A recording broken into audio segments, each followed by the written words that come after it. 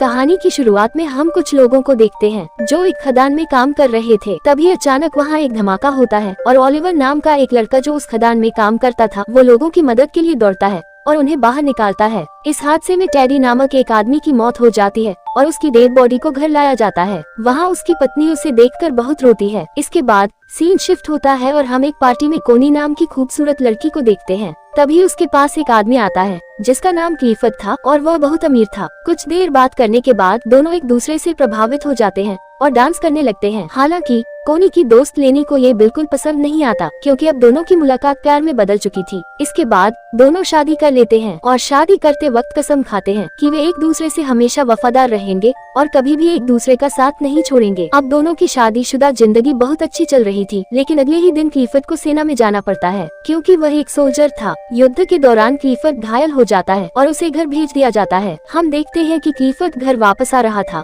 और सभी बहुत खुश थे। उसके स्वागत के लिए घर के बाहर खड़े थे। कोनी को देखकर क्लिफर्ड खुश होता है, लेकिन उसे ये देखकर दुख होता है कि युद्ध में घायल होने के बाद उसका पेट का निचला हिस्सा पूरी तरह से पैरालाइज हो चुका था। क्लिफर्ड अपनी हालत से लाचार था और सबको धन्यवाद कहकर अंदर चला जाता है। कोनी खुश तो थी, लेकिन अंदर ही अंदर बहुत दुखी थी। उनकी खुशियों से भरी जिंदगी में ऐसा मोड़ आया था जिसे उसने कभी सोचा भी नहीं था। इस दुख में क्लिफर्ड खुद को मारने की कोशिश करता है, लेकिन कोनी उसे रोक लेती है और विश्वास दिलाती है कि वह हमेशा उसके साथ रहेगी। इसी दौरान हम ओलिवर को देखते हैं जो अपनी मंगेतर को एक पत्र लिख रहा होता है जिसमें वह बताता है कि इस बार वो खदान में काम नहीं कर रहा बल्कि वह जंग में है। कुछ दिनों बाद जब ओलिवर छुट्टी पर घर लौटता है तो वह अपनी मंगेतर को किसी और आदमी के साथ देख लेता है और बिना कुछ कहे वहाँ से चला जाता है। फिर कुछ दिनों बाद ओलिवर काम के लिए क्लिफर्ड के पास जाता है। क्लिफर्ड से बात करने पर उसे पता चलता है कि ओलिवर भी उसी जंग में था जहां क्लिफर्ड था। क्लिफर्ड उससे काफी प्रभावित होता है और उसे पक्षियों का ख्याल रखने का काम सौंप देता है। अपाहिज होने की वजह से क्लिफर्ड अपने लिए गाड़ी खरीदता है और जब उसमें बैठकर घूमता है तो उसे ऐसा महसूस होता कि जैसे उसके पैर वापस आ गए हों। एक दिन वह कोनी के साथ ओलिवर के पास जाता है जो जंगल में बने कॉटेज में रहता है और पक्षियों की देखभाल करता है। वहाँ पहली बार कोनी ओलिवर को देखती है और उसे देखते ही उसे उससे प्यार हो जाता है। वापस जाते वक्त कोनी ओलिवर को इशारा करती है, लेकिन ओलिवर उसे समझ नहीं पाता। अगले दिन एक मेड कोनी के पास जाती है और कहती है कि ओलिवर अपने कोठे की चाबी मांग रहा है। कोनी खुद चाबी देने के लिए ओलिवर के पास जाती है, लेकिन ओलिवर उससे ठीक से बात नहीं करता और कहता है कि उसे तकलीफ उठाने की कोई जरूरत नहीं है। कोनी को ओलिवर का ये व्यवहार गुस्से में भर देता है और वह वहाँ से चली जाती है। अगले दिन ओलिवर कोनी को एक पत्र लिखता है जिसमें वह अपने व्यवहार के लिए माफी मांगता है। इसके बाद कोनी फिर से उसे मिलने उसके कॉटेज में जाती है जहां ओलिवर शर्ट उतारकर काम कर रहा होता है। जब कोनी उसे देखती है तो उसके मन में भी इच्छा जागृत होती है। ये देखकर ओलिवर उसे इज्जत देते हुए शर्ट पहन लेता है। कोनी ओलिवर से कहती है कि वह हर रोज यहाँ पेंटिंग करने आएगी, पर ओलिवर कहता है वह इस जगह को उसके लिए साफ कर देगा और वह कहीं और चला जाएगा। कोनी कहती है कि तुम्हें कहीं जाने की जरूरत नहीं है और तुम मुझसे इतना क्यों भाग रहे हो। यहाँ कोनी ओलिवर से गुस्सा हो जाती है और वहाँ से जाने लगती है, लेकिन तभी बारिश शुरू हो जाती है और वह ओलिवर की कॉटेज में चली जाती है। दोनों आग जलाकर खुद को गर्म करने लगते हैं, लेकिन फिर ओलिवर उठकर बाहर जाने लगता है क्योंकि वह कोनी के इरादे समझता था।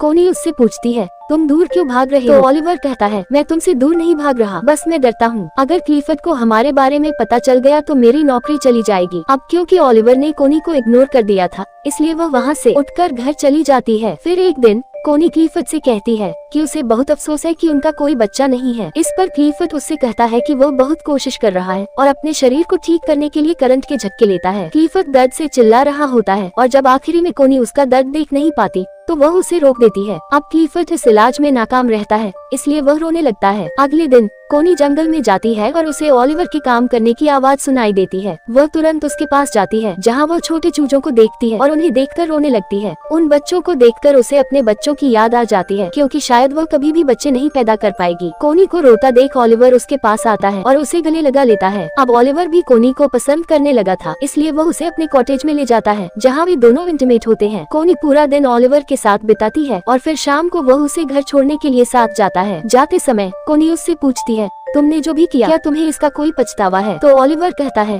नहीं, क्योंकि मैं तुमसे प्यार करने लगा हूँ और अब तुम सिर्फ मेरी हो। उस रात बहुत तेज तूफान आता है और बादल गरजने लगते हैं। ओलिवर को कोनी की बहुत याद आने लगती है और वह बहुत ज्यादा शराब पी लेता है। वहीं कोनी की भी नींद उड़ जाती है और वह भी ओलिवर की यादों में सो नहीं पाती। वह खिड़की से ओलिवर के घर की रोशनी देखती है और खुद को रोक नहीं पाती। वह दौड़ते हुए ओलिवर के पास चली जाती है, लेकिन तभी हम देखते हैं कि कोनी को जाते हुए उनके घर की एक मेड देख लेती है। वहीं ओलिवर भी कोनी का इंतजार कर रहा होता है। वह कोनी से कहता है, मुझे नहीं लगा था कि तुम मुझसे मिलने आओगी। इस पर कोनी जवाब देती है, मैं तुम्हें कभी अकेला नहीं छोड़ूंगी। फिर दोनों वहीं एक दूसरे के करीब आ जाते हैं। एक दिन क्लिफोर्ड के घर पर एक पार्टी होती है जिसमें डंकन भी आया होता है। पार्टी में क्लिफोर्ड देखता है कि कोनी और डंकन साथ में डांस कर रहे हैं। ये देखकर उसे बिल्कुल अच्छा नहीं लगता। अगली सुबह क्लिफोर्ड कोनी से कहता है, तुम्हारे लिए तुम्हारे पति से ज्यादा जरूरी एक बच्चा पैदा करना है। कोनी हमेशा से एक बच्चा चाहती थी और क्लिफोर्ड को लगता है कि शायद इसी वजह से वह डंकन के करीब जा रही है। ये सुनकर कोनी बहुत गुस्सा हो जाती है। इस पर क्लिफोर्ड कहता है, मुझे इस बात से फर्क नहीं पड़ता कि तुम किसी से भी बच्चा पैदा करो, लेकिन वो बच्चा मेरा होना चाहिए। इससे नाराज होकर कोनी ओलिवर के पास चली जाती है और उसके साथ इंटीमेट होती है। कुछ समय बाद कोनी को पता चलता है कि वह गर्भवती है। जब वह ये बात क्लिफोर्ड को बताती है तो वह बहुत खुश होता है और पूछता है कि बच्चे का पिता कौन है। कोनी यह बताने से इनकार कर देती है। एक दिन क्लिफोर्ड ओलिवर से मिलने जाता है और कोनी से भी साथ चलने को कहता है। जैसे ही वे दोनों बाहर निकलते हैं, ओलिवर पीछे से आता है और कोनी को पकड़कर चूमने लगता है। तभी क्लिफोर्ड कोनी को आवाज लगाता है। दरअसल उसकी गाड़ी कीचड़ में फंस गई थी।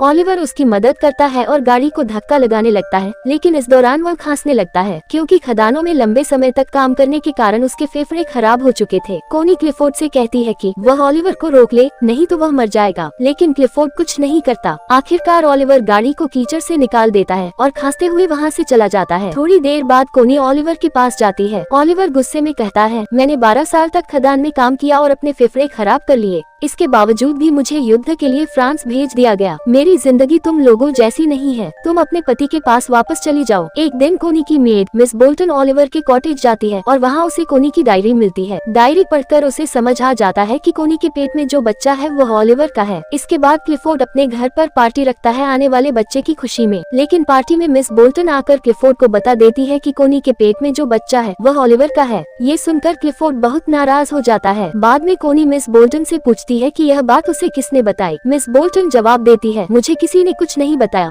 मुझे खुद ही पता चल गया। कोनी को लगता है कि शायद ओलिवर ने बता दिया होगा, लेकिन मिस बोल्टन कहती है कि उसने कुछ नहीं कहा। ये सुनकर कोनी रोने लगती है और कहती है कि वह ओलिवर से बहुत प्यार करती है। मिस बोल्टन उसे माफी मांगते हुए कहती है, जल्दी से ओलिवर के पास जाओ, वरना तुम्हारा पति उसे मार देगा। ये सुनकर कोनी दौड़ती हुई ओलिवर के आउट हाउस जाती है, लेकिन वहाँ कोई नहीं होता। ये देखकर वह रोने लगती है। तभी ओलिवर वहाँ आ जाता है और कोनी उसे गले लगा लेती है। इसके बाद कोनी क्लिफोर्ड के पास जाती है और उससे तलाक मांगती है। क्लिफोर्ड पहले मना कर देता है और ओलिवर को बुलाने को कहता है। जब ओलिवर वहाँ आता है तो दोनों के बीच बहस होती है। अंत में कोनी और ओलिवर क्लिफोर्ड का घर छोड़कर चले जाते हैं। जब वे जा रहे होते हैं तो क्लिफोर्ड उन्हें रोकता है और कोनी को तलाक देने के लिए मान जाता है। कहानी यही खत्म होती है, लेकिन डायरेक्टर ने इस अंत को खुला छोड़ दिया है कि कौन सही है और कौन गलत है।